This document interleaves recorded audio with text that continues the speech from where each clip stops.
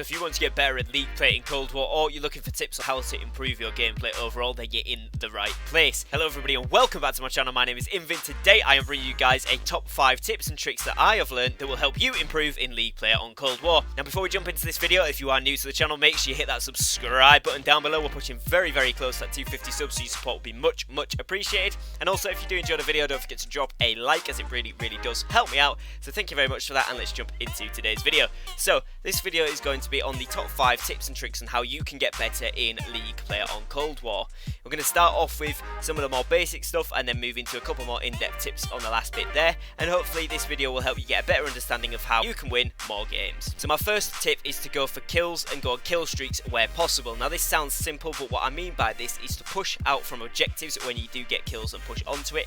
If you've got somebody playing objective, perfect, you can push out the enemies, push where they're spawning, hold them back, get a few kills, stop them on the rotations, and this really helps out the team to be able to cap the hard point or the control point, whichever mode you're on. Additionally to this, if you're playing objective yourself, you can sit on the point and roughly have an idea of where the enemies are coming from, seeing as though you just reset them, and this will really help you to build up a kill streak.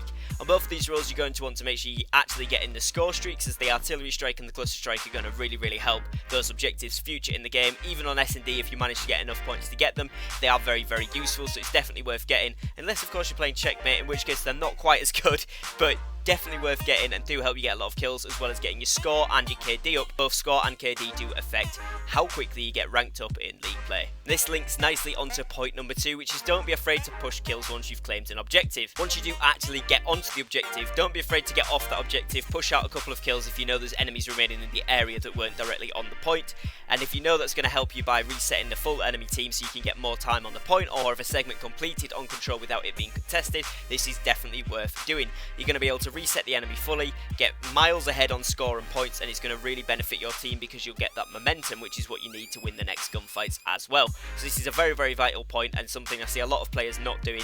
Push those kills, make sure you reset the team fully so that you know you're safe, 1, and 2, that you can actually get those points locked in the bank for your team. Number 3 is to use the right classes. Now I've made quite a few videos, particularly in the last couple of days. I've done the best ARs and the best SMGs, but if you check through my channel, I've done tons of videos on the best classes you can use in League play. This is vital for getting those kills and getting those wins up in League play. What you need to do is make sure you're using the right class for the role. So if you're playing objective, you're probably going to be wanting to use an SMG on most maps, although XM4 does really well on things like raid hardpoint. If you're playing Slayer, you're going to want to use the best AR in the game or the best SMG, the fastest TTK one, so you can get those kills racked off very quickly, whichever you're more comfortable with, again depending on the map.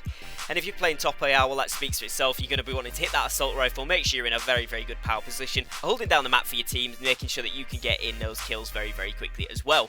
Now it's really important that you've got a good class on, because a lot of the setups you see people use are just tailored towards their specific setup. So start with a class guide here on YouTube like I've made, and then tailor that towards however your playstyle best fits it. This will give you the best chance to get those kills while you're moving on the go, and whilst you're posting up and claiming those objective points as well. Number 4 is the trickiest one of the lot. It's trying not to become annoyed when you die to an enemy, and we all do this in COD. Every time you die, it's very annoying, and sometimes, let's be fair, it is just BS. But when it's not, it's very important to watch these kill cams, or at least some of it, to learn how the enemy is playing.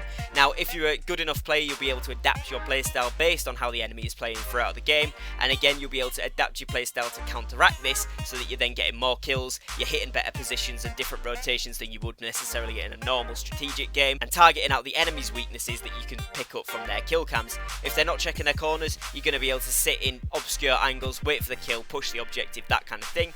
If they're rushing around very quickly, if you're pre-aiming certain spots where you know they're going to be rushing from, you're going to get those kills, and it's stuff like that that is going to give you the competitive edge over most people in League play. And the 5th and final tip, and this is the most pivotal thing to get more wins in League play, is to always be aware of the spawn points and the mini-map.